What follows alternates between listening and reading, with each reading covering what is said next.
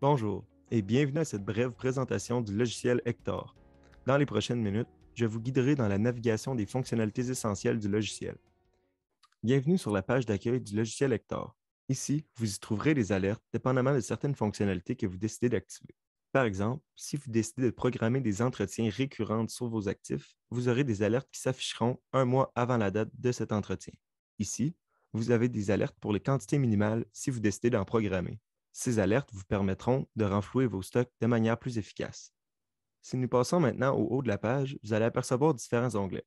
À noter que ces onglets ne seront pas tous nécessairement activés, dépendamment des modules que vous décidez de choisir. Par exemple, le module d'opération qui comprend la possibilité d'effectuer des bons de commande et des bons de travail est un module complémentaire. C'est le même principe pour le module de prêt, qui permet aux utilisateurs de faire des réservations de matériel. Le module de logiciel est aussi un module complémentaire qui vous permet de gérer vos licences informatiques. Si vous désirez en apprendre plus sur ces différents modules complémentaires, ils seront expliqués sous forme de 3 capsules spécifiques. Si nous passons maintenant au module d'inventaire, vous allez apercevoir 4 termes qui sont essentiels à comprendre dans le logiciel Hector. Les magasins au sein de votre entreprise sont les endroits d'entreposage permanent. Les catégories, comme le nom le dit, sont des regroupements plus larges de différents types d'items. Au niveau des items, c'est ici que nous commencerons à parler de modèles, couleurs, de taille ou de caractéristiques spécifiques à un objet. Les actifs sont en fait les unités totales que vous avez pour chaque item. Faisons maintenant un exemple plus concret. Si nous entrons dans les catégories, vous allez apercevoir les 4 catégories entrées dans notre plateforme de démonstration. Si nous allons par exemple dans les ordinateurs portables, nous atterrissons sur la fiche de la catégorie. Sur la fiche, nous avons des informations en lien avec la catégorie. Au niveau des onglets, nous sommes capables de voir les items au sein de cette catégorie. Par exemple, pour nos ordinateurs portables, nous avons 2 items. Nous avons le MacBook Pro de Apple et nous avons la Surface Pro de Microsoft. Par contre, nous n'avons pas seulement un actif de chaque item. C'est pourquoi dans l'onglet Actifs ici, vous aurez la liste de chacun des actifs se rattachant à nos 2 différents items. Au niveau des actifs, différentes manipulations peuvent être faites. Vous avez l'option de visionner votre actif, modifier votre actif, d'imprimer des codes QR, comme ceci. Vous pouvez aussi imprimer des codes barres, comme ceci. Vous avez aussi la possibilité de déplacer les actifs. Si vous déplacez un actif, vous allez être redirigé sur la page de déplacement. Sur cette page, vous allez pouvoir déplacer votre actif vers un magasin, un utilisateur, un endroit, un client, un fournisseur ou un contact. Si par exemple nous le déplaçons vers un utilisateur, vous allez être amené à choisir votre utilisateur parmi une liste prédéfinie par vous-même. Une fois votre utilisateur choisi, vous n'avez qu'à sauvegarder. En regardant sur notre fiche d'actifs, nous voyons bien que notre actif est affecté à David Gagnon.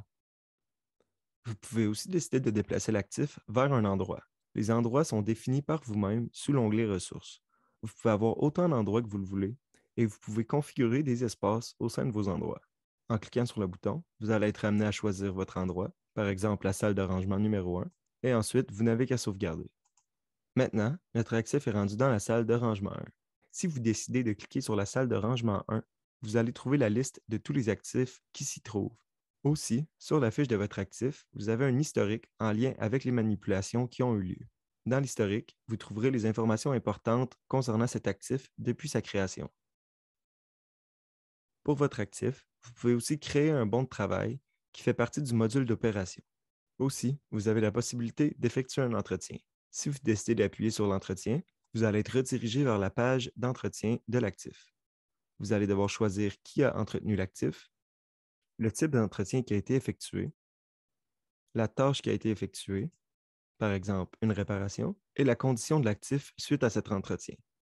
Vous allez aussi pouvoir programmer la date du prochain entretien. À savoir que dans Hector, lorsque vous créez un item, vous pouvez aussi décider de programmer des entretiens récurrents. Lors de la création de votre item, vous devez renseigner les différents champs et ensuite, vous allez pouvoir venir établir une fréquence d'entretien. En faisant ici, vous allez générer des alertes sur votre page d'accueil un mois avant la date prévue de l'entretien.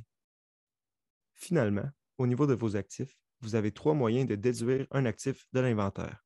Vous pouvez soit mettre l'actif en fin de vie, vous pouvez consommer l'actif de l'inventaire, ou vous pouvez aussi marquer l'actif comme étant perdu. Si vous désirez avoir une vue rapide d'où se trouvent vos items, vous pouvez aller dans Inventaire, Item et choisir votre item. Vous serez alors redirigé sur la fiche de l'item. Ici, vous apercevrez l'information importante concernant cet item et vous allez avoir 3 onglets qui vont vous renseigner à savoir si vous avez des actifs en stock, si vous en avez assignés à des endroits ou si vous en avez sur des prêts. De plus, Hector vous permet de visualiser la valeur totale de vos actifs au sein de votre item.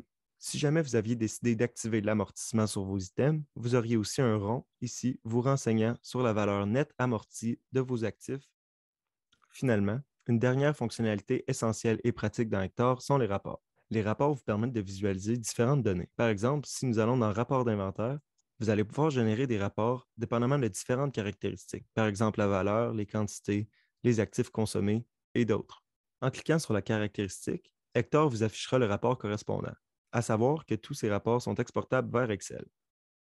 Cette présentation fait un bref tour de certaines fonctionnalités essentielles se retrouvant dans Hector.